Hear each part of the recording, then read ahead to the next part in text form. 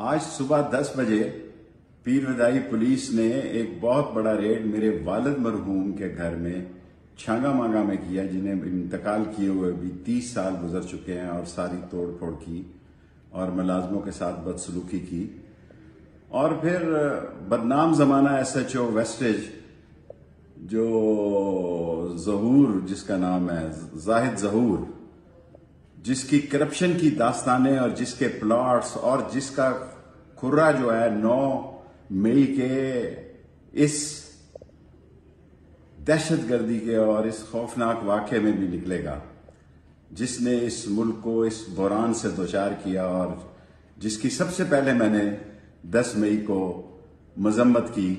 اس نے نہ صرف میرے بھائی کے گھر گجرانوالہ کینال ویو کو توڑا، لوٹا اور چیزیں اٹھا کے لے گئے، پھر وہ ان کی دکان پہ بھی گئے.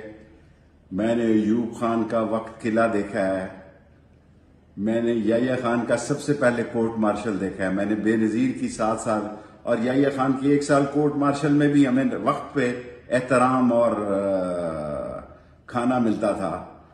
اور پھر میں نے بے نظیر کی 7 سال قید دیکھی ہے، ختم نبوت کے 1 سال قید دیکھی ہے. لیکن جو اور سلوک اس وقت رفع رکھا جا رہا ہے، جو ظلم، جو دہشت گردی، جو بربریت، جو اخلاق سے گری ہوئی حرکات، ایسے زید ظہور ٹائپ کے ایس ایچ او جن کے صرف راول پنڈی کے گردی پلاٹ دیکھے جائیں تو آپ حیران رہ جائیں گے کہ اصل نیب کے کیس یہ ہیں، اصل نیب کے کیسز یہ ہیں. اور جن کی وجہ سے میں ساری زندگی یہ کہتا رہا، ساری زندگی میں نے سیاست پاکستان کی عظیم افواج اداروں کے ساتھ کی ہے، یہ ملک میں پینک کریٹ کر رہے ہیں، لوگوں کے بچوں کو اٹھا رہے ہیں، عورتوں کو اٹھا رہے ہیں. خدا کے لیے میں اداروں سے درخواست کروں گا کہ جو ملزم ہیں ان کو تو اٹھایا جائے، ان کو تو سزا دی جائے، لیکن اس ملک میں خوف کی فضا نہ قائم کی جائے. اور اگر میری ضرورت ہے مجھے فون کریں، اگر مجھے کسی منشیات میں بھی ڈالنا ہے تو بتا دیں کہ جناب علی آپ کی ضرورت ہے، کیونکہ میں تو ملک سے باہر تھا. میں پاکستان کے نام پہ، اسلام کے نام پہ، غریب عوام کے نام پہ جو پس گئی ہے، مر گئی ہے، جن کے گھروں میں صف ماتم ہے، ان کے نام پر براہ راست اداروں، ان کے سربراہ سے اپیل کرنا چاہتا ہوں کہ یہ ظلم کی داستان بند کی جائے. اور یہ نفرتیں پیدا کر رہے ہیں، یہ دوریاں پیدا کر رہے ہیں، محبتیں پیدا کرنے کی ضرورت ہے. سب کو ایک ہونے کی اور نیک ہونے کی، سب کو ایک اور نیک ہو کر اس ملک کے مسائل حل کرنے کی ضرورت ہے.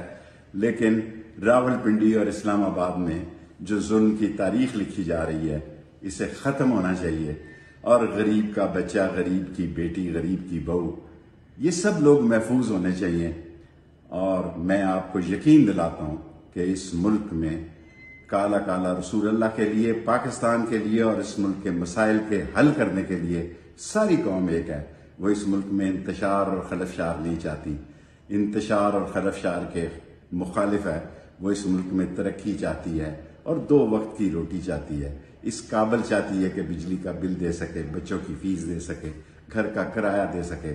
مسائل اب سیاسی نہیں رہے، اقتصادی اور سیاسی ہو گئے، سنگین ترین ہو گئے ہیں. اور اداروں کو برائے مہربانی سوچنا چاہیے، برائے مہربانی سوچنا چاہیے کہ اس ملک کو ٹھیک کرنا سب کی ذمہ داری ہے.